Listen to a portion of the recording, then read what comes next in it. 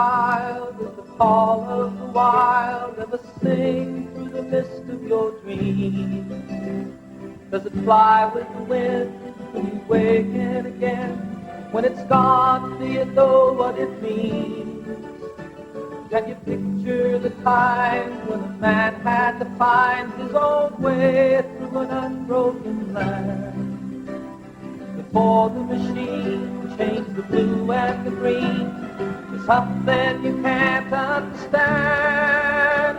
American child, there's a burning inside that calls you away through the cold. Come back again to all that you've been. Can't you see that it's time to go home? Going up to Alaska, up to the land of the midnight sun, where the whale and the polar bear run o'er the icy blue sea.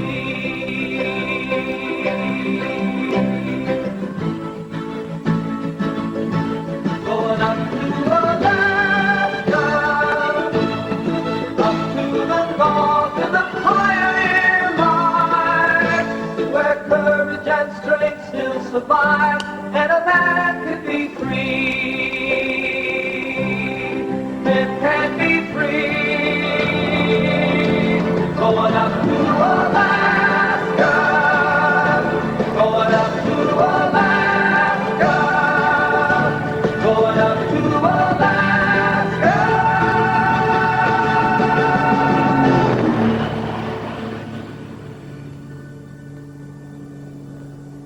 It was a dream spun from the mists of childhood, spun from tales told by men who knew, from the gaudy gold rush poetry of Robert Service, the grim books of Jack London, and from pictures that still hang in the private gallery of my imagination.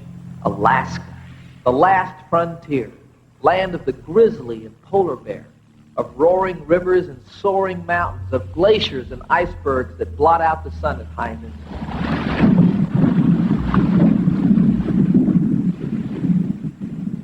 I'd seen the icebergs in the spring when I lived with the Eskimos and shared a small measure of their commitment to the blue and barren north. Up there I'd lived my dream to the last detail, with the whales and the polar bear and the ice that runs into the sky.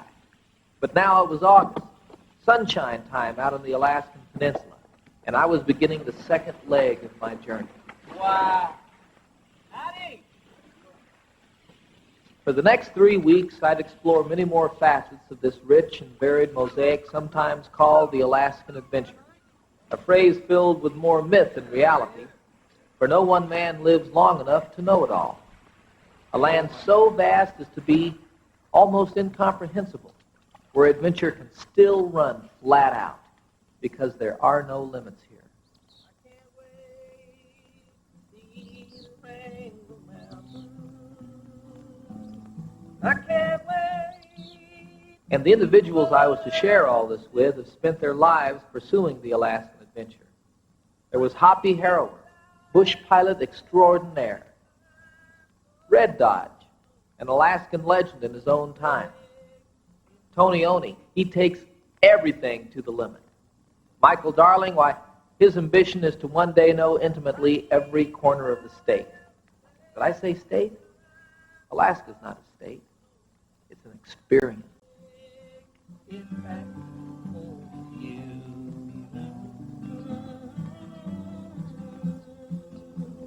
Sound like a song? Beautiful. I'm excited to see the Wrangell Mountains, Tony. I really am. You just kind of dreamed that up, huh?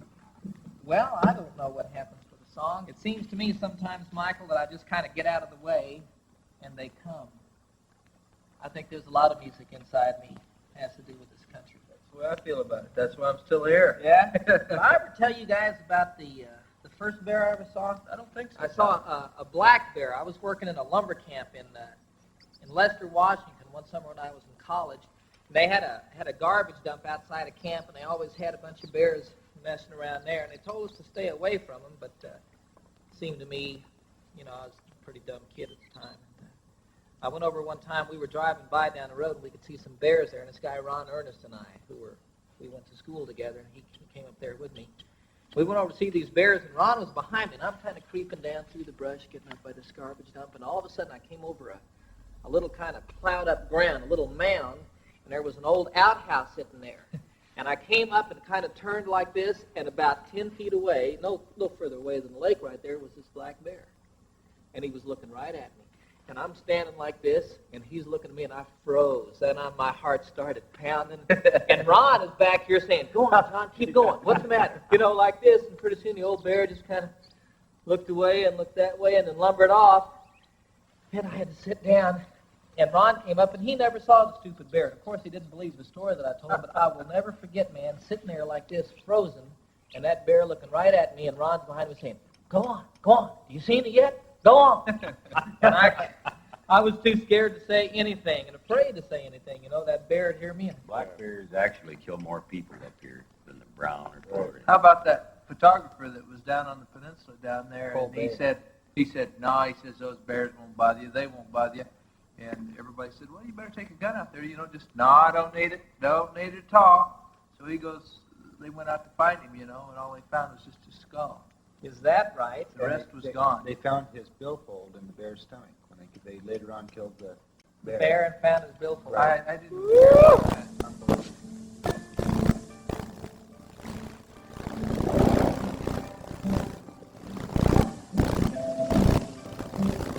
So now Hoppy prepared to take off and head downstream to a lake where we would meet in 3 days and travel to the Wrangell Mountains. And while we gathered our gear, I watched the plane lift off, and I thought about the man inside. Hoppy is one of a vanishing breed called the Alaskan bush piper, an individual who at his best so clearly reflects the land over which he flies. Rugged, silent, resourceful, but an individual whose future sadly dims with the carving of each new road across the wilderness.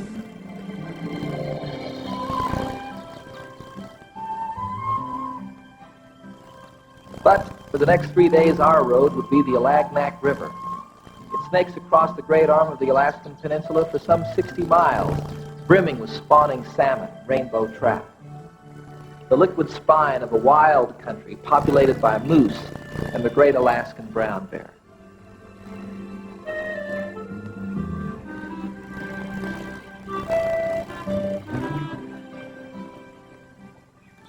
So, for the rest of the day, we let the Alagnac carry us downstream into the dusk. And with the passage of each mile, I could feel myself merging with these men and with the river itself.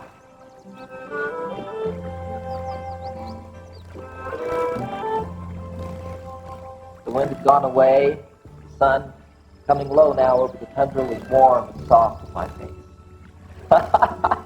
I wasn't back in Alaska a full day yet, and parts of me that had been asleep for months were waking up. My.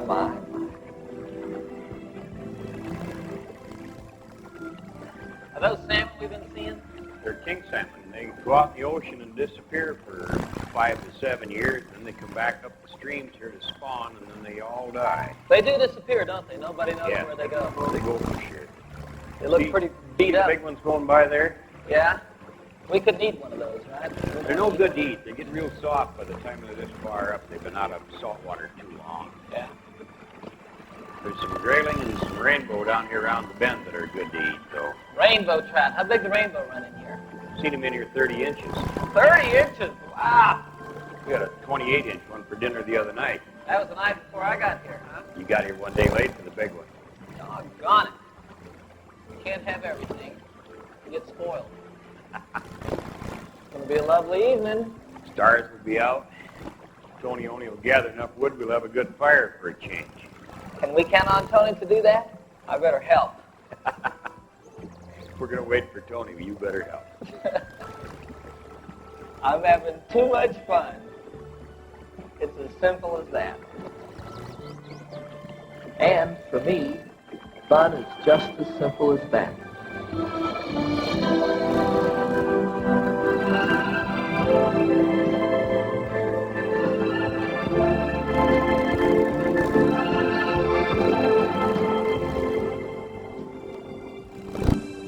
Floating a wild river with 3 friends, and nothing more important on our minds than the building of a camp. That's what I call getting back to what it's really all about.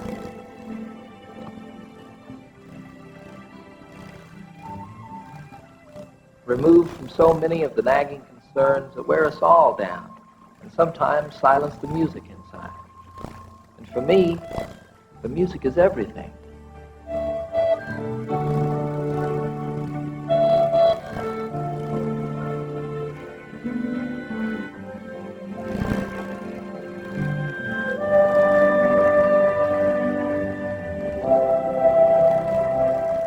I thought, too, of these men, Alaskans by choice, who a century ago might have been opening up this country as trappers or prospectors, but who today look to the wilderness as a source not of gold or furs, but of something far more valuable.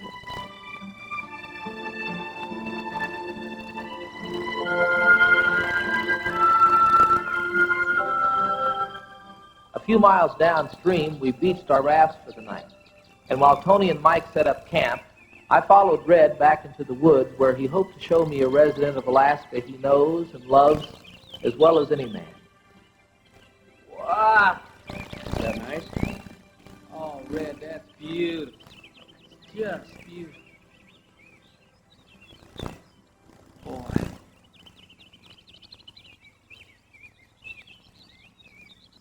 How big are brown bears, Red? Well, they get up to 1,800 pounds.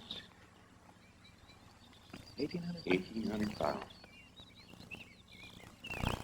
Golly, that's beautiful. There's a symphony going on out there. I love listening to the music that there is, that nature gives us. Listening to the water ripple. Yeah, the water running, some birds calling way over there. There's a rapid, seems like, right down below there. There's a bear in the water, I think, John. Where? Get lined up on something. Well, he's behind a tree right now. Line up on. Look down there, and you see a sandbar. Got the sandbar. See the end of the sandbar? The right end? On the left end, way down Okay. the left end. Just where the river makes a turn on the end of that sandbar, there's a brown bear standing right against the bank.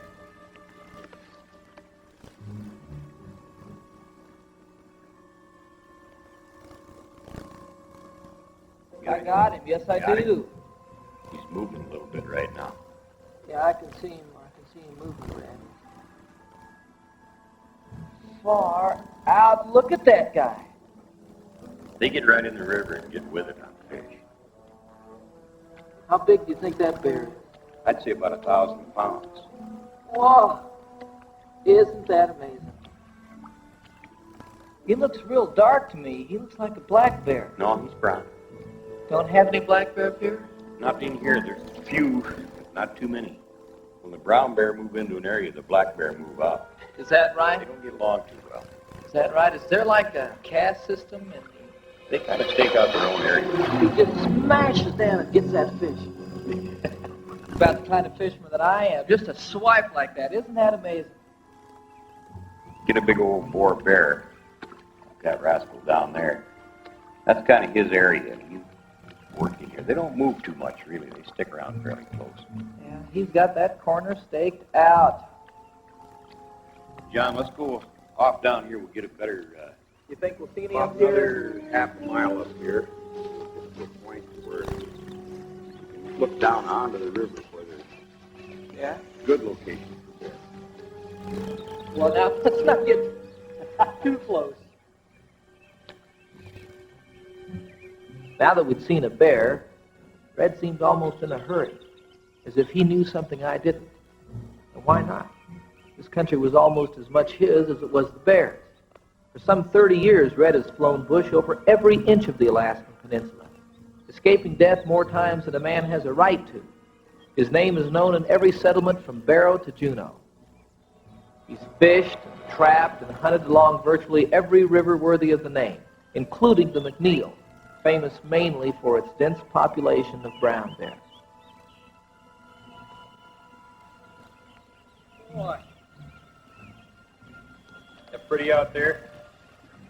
That's just beautiful. I think we can sit right down here and watch the bear on the sandbar out there. Oh, feels good to sit down for a while. Red, there's a sow and 2 cubs. See over there on the point. Those are just young Yeah, cubs, those too. are this year's cubs. Boy, She's sure fat. that's pretty good timing. See all the seagulls down there waiting for dinner? Yeah. Why is that? Well, they all follow the bear around. They clean up the mess he leaves. That second one is a real pretty caramel-colored one. Yeah, much lighter than the other. One looks like it's got real long hair. Yeah. That caramel-colored. Yeah. Boy, he's a pretty guy. Saw And catching they're any going fish? right out on the point. She's getting ready to. She hasn't caught one yet. I like those light-colored ones. Yeah. That reminds me of when I was up in Jasper. Grizzlies are gold-colored. Aren't they pretty? They're beautiful. Just beautiful. Silver. Like the grizzly's the same as though it's a brown bear. Same classification. Different species. Different location. They've got them classed up here where anything within, I think it's 60 miles of the coast is considered a brown bear, and anything 60 miles inland and beyond is considered a grizzly. Oh, is that right? That's how they classify them. She seems to be doing the fishing, and they're sitting on the bank waiting for lunch. Wait, isn't that how it is with kids?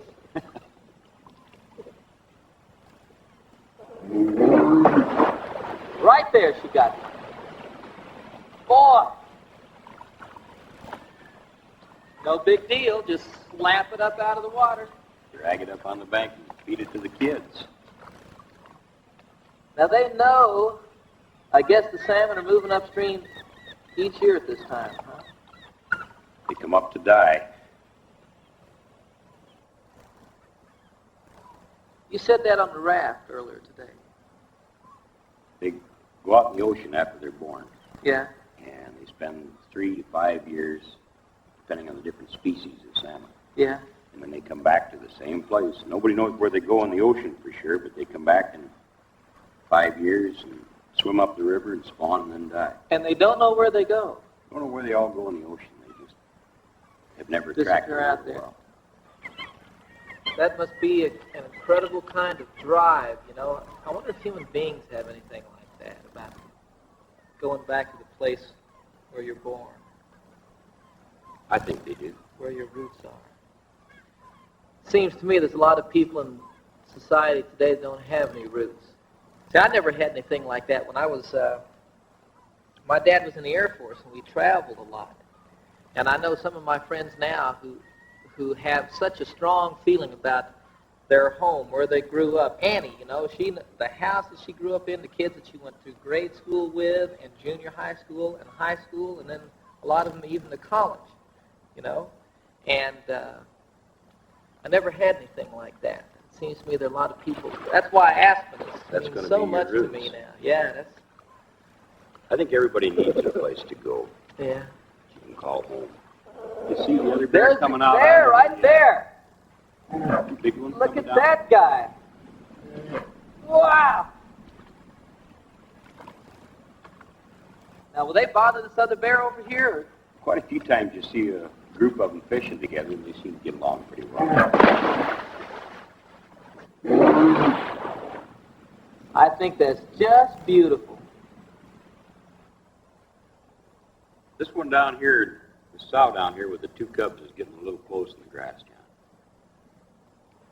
They're just kind of playing around down there, aren't they? They're so fast, John. She can come out of that grass, and in about 3 leaps, of about 12 foot to each leap, can be honest. A couple of years ago, in king salmon, this Dick Jensen, a friend of mine, was walking in the evening, just right out of camp, and a sow come up and got him, and she tore out his windpipe and scalped him and laid his eyeball out on his face, and then threw him down, and then she came back and got him in the shoulder and just tore his shoulder blade out and tore him up with her teeth, and that's getting pretty close. Dick is all sewed up now and back in pretty He good shape. survived that, He has huh? trouble with his voice yet. Yeah. He doesn't talk very well.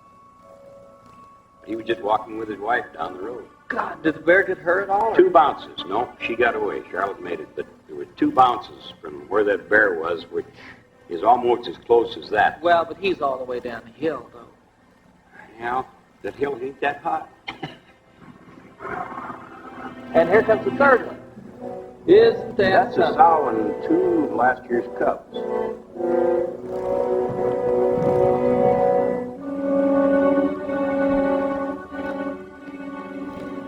Right then, something began to happen out on that river. And I'll never forget it. Red pointed, and the mother and cubs that had been so close to us were moving toward the river. Then a huge male emerged from the tall grass, testing the wind. Then another younger male was suddenly right below us in the stream. Where had he been? A sow and her spring-born cubs appeared on a sandbar. And still another male waded in a little upstream from us. And still another. It was as if they were responding to some natural command mysterious only to us.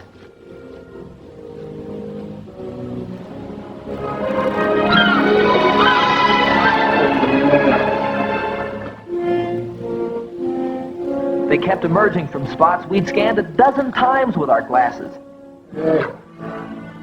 Spots where I might easily have walked if I'd been down there alone, fishing.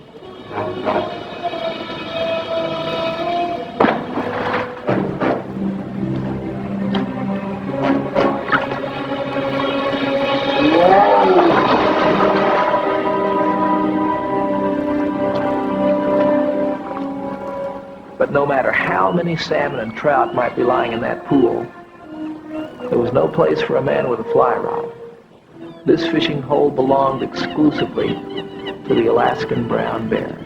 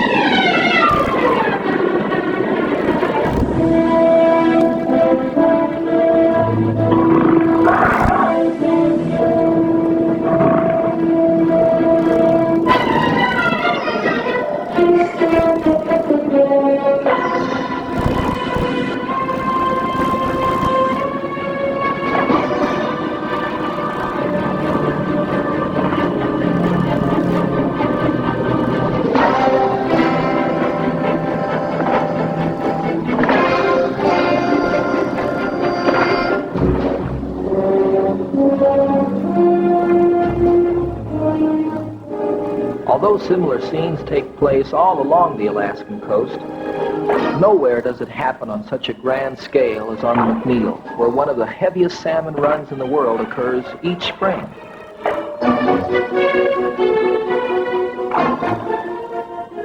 And the brown bear's very existence depends on these feasts.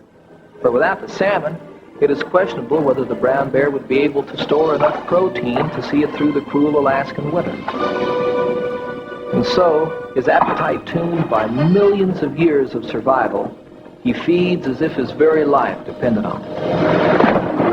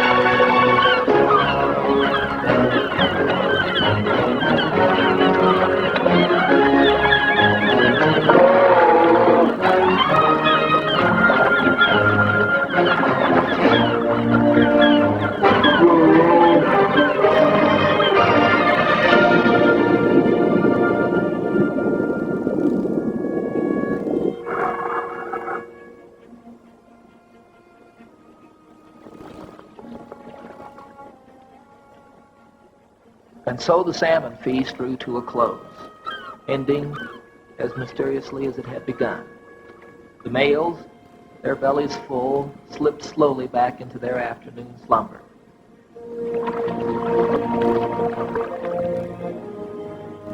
The sows took their young back to the safety of the tall grass, where they too would settle down and go to sleep.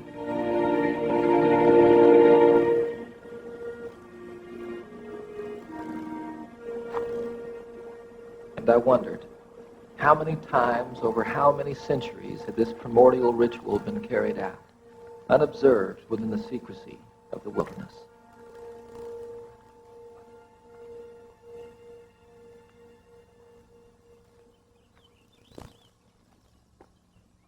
As we started to make our way back to the river where Tony and Mike were waiting with the raft, I don't recall that I said very much. I think I was trying to come to terms with the wilderness, trying to somehow balance out the scene I had just witnessed down in the river with the tranquility of these woods. And just as my emotions were beginning to settle down a little, my God, the bear, in the... There's three of them.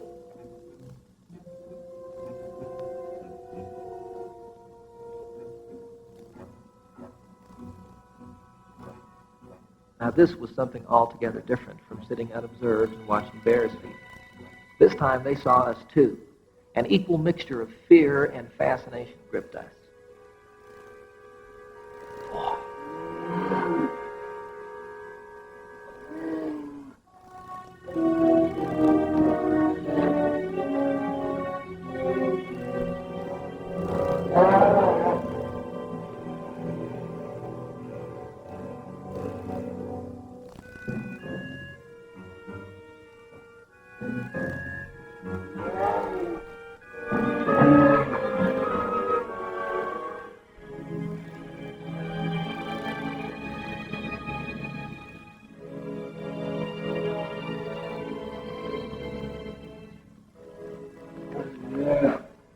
I can see her back.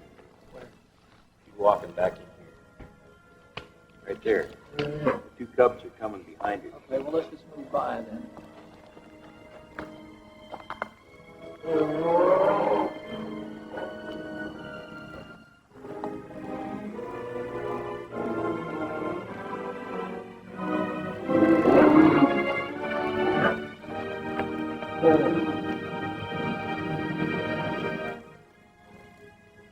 This time, they had detoured. And now that they were behind us, they didn't seem so threatening.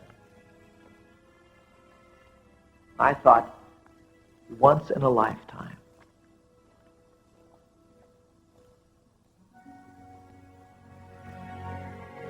That meeting with the sow and her yearlings reminded me of the battle to save the few remaining grizzlies in the lower 48. You see, I know that the loss of the grizzly will reduce the wilderness in much the same way as the loss of the whale would reduce the ocean. And I wonder, how much more will we lose before we see that each loss reduces us as well? There are times I fear I lose myself. Don't know who I am. I get caught up in the struggle and strain, with my back against a stone wall, my finger in the dam. I'm losing strength and going down again. When I take a look around me, my eyes can't find the sun. There's nothing wild as far as I can see. Then my heart turns to Alaska and freedom on the run. I can hear her spirit calling me to the mountains. I can rest there to the rivers I will be strong to the forest. I'll find peace there to the wild country where I belong.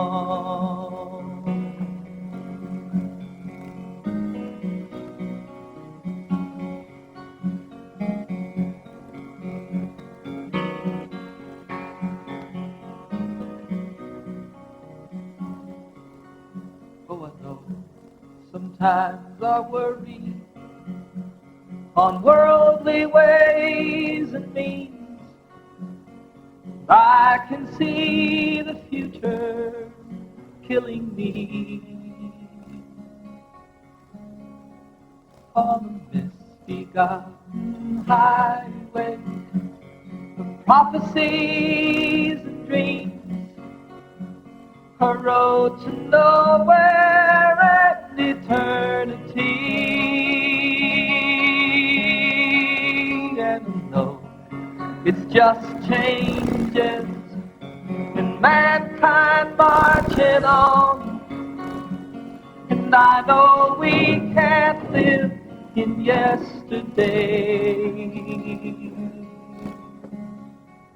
but compared to what we're losing and what it means to me, I'd give my life and throw the rest away. To the mountains, I can rest there. To the rivers, I will be strong. To the forest, I'll find peace there. To the wild country I belong. To the wild country where I belong.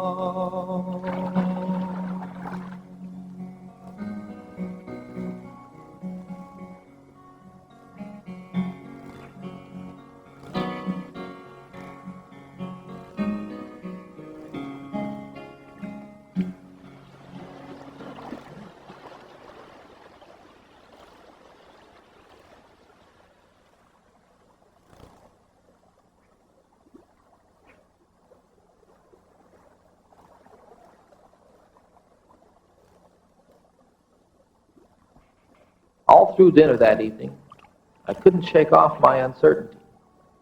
And afterwards, beneath the diffused light of the midnight sun, I fished alone, fighting without success against the painful memory of a part of my spring trip to the Arctic with Tony and Hoppy to the Eskimo town of Barrow, where Progress has made a recent visit and left behind the squalor of change. Perched alone on the northernmost tip of Alaska, Barrow is known quaintly as a town in transition. Its 1,300 residents jolted into the American present by the frenzied rush for oil and the promise of a brighter future. For these people, whose forefathers held together for thousands of years against the most unfriendly environment on Earth, the changes are simply coming too fast. The social scientists call it future shock. I call it tragedy.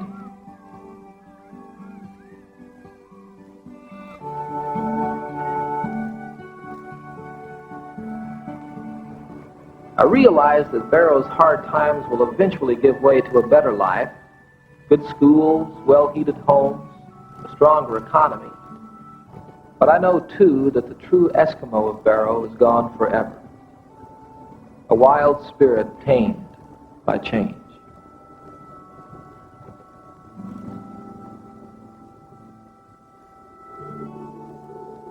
But there were other parts of the spring trip that will always be welcome in the future daydreams of my life.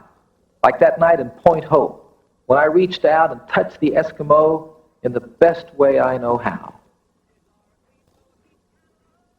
Thank God I'm a country boy. I'd play Sallygoodin all day if you could, but the Lord and my wife wouldn't take it very good. So I fiddle when I can, work when I should, and thank God I'm a country boy. Well, I got me a fine wife, I got me old fiddle. When the sun's coming up, I got cakes on the griddle. Life ain't nothing but a fun of on a riddle. Thank God I'm a country boy. Well, I wouldn't trade my life for diamonds or jewels, I never was one of them money-hungry fools. Rather have my fiddle and my plumbing tools. Thank God I'm a country boy. Yeah, city folks driving in the black limousine. A lot of sad people thinking that's mighty keen. Son, let me tell you now exactly what I mean. Thank God I'm a country boy. Well, I got me a fine wife, I got me old fiddle. When the sun's coming up, I got cakes on the griddle. Life ain't nothing but a funny on a riddle. Thank God I'm a country boy. Well, my fiddle was my daddy's till the day he died, and it took me by the hand, held me close to his side, said live a good life, play my fiddle with pride, and thank God you're a country boy. Well, my daddy taught me young how to hunt and how to whittle, taught me how to work and play a tune on the fiddle, taught me how to love and how to live just a little, and thank God I'm a country boy. Well, I got me a fine wife, I got me old fiddle, when the sun's coming up, I got cakes on the griddle, life ain't nothing but a funny on a riddle.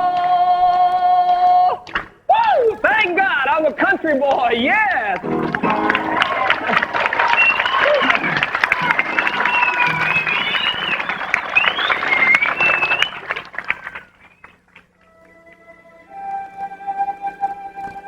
To whatever extent the Eskimo's life has been changed, there are certain drives that run too deep to be rooted out so easily. Each spring, on the vast ice floes of the Chukchi Sea between Alaska and Siberia, the Eskimos of Point Hope go forth to keep a date with their past, to seek out and do battle with a great mammal of the North, the bowhead whale. Although there is a global movement to ban the taking of whales, it would seem a small victory to deny these men whose heritage is rapidly being erased on so many fronts this ancient right, this cultural connection. Yet, the world population of whales continues to decrease. But for a brief time out here in the ice, the Eskimo can still be his father's son. He sharpens his lance with the same care and respect he gives all things in his life. His gun, ancient by our standards, must be free of ice when the critical moment arrives. But mostly he watches and waits, his eyes fixed on the southern rim of the sea, the direction from which the great whale will come.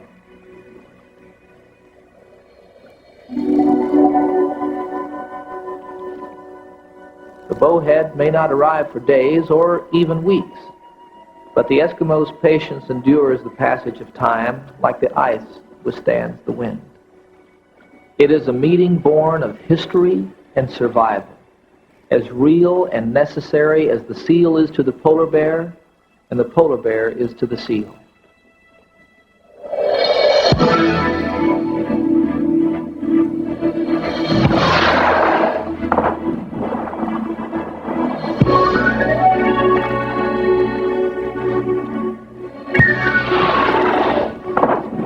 Two of them, bowheads, 60,000 pounds each. Still, the response is unhurried, conditioned by 50 generations of whaling in the Arctic.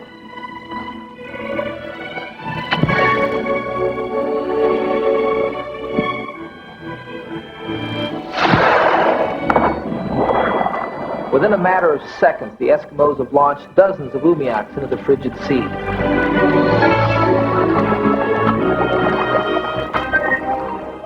Moving to a silent rhythm, they drive their umiaks at optimum speeds, each inwardly preparing for battle.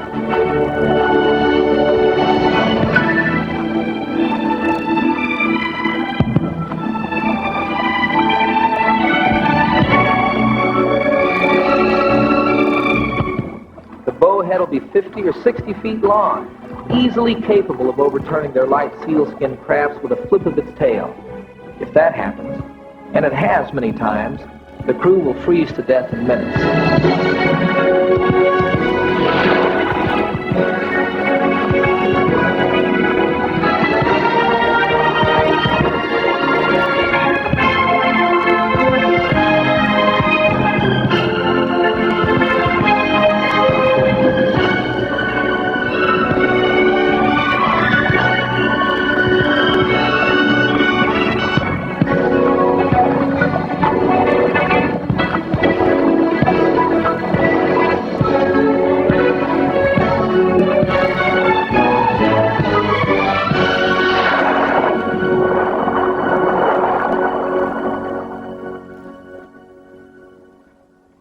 He sounded. His tail's driven him deep beneath the surface. His lungs are filled with enough air to last an hour or more. And so they wait. And wait some more.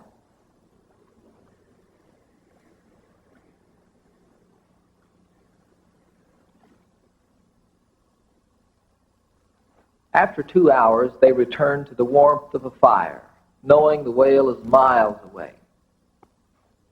But for a brief period out there, time stood still, and they felt the good feeling.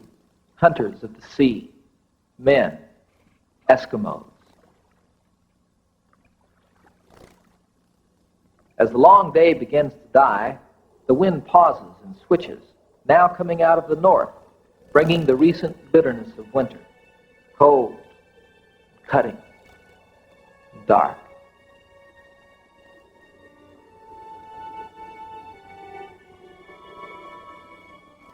At this time of year, the sun dips below the horizon for no more than an hour, a mere whisper of nightfall to the Eskimo whose winter is one long night's journey.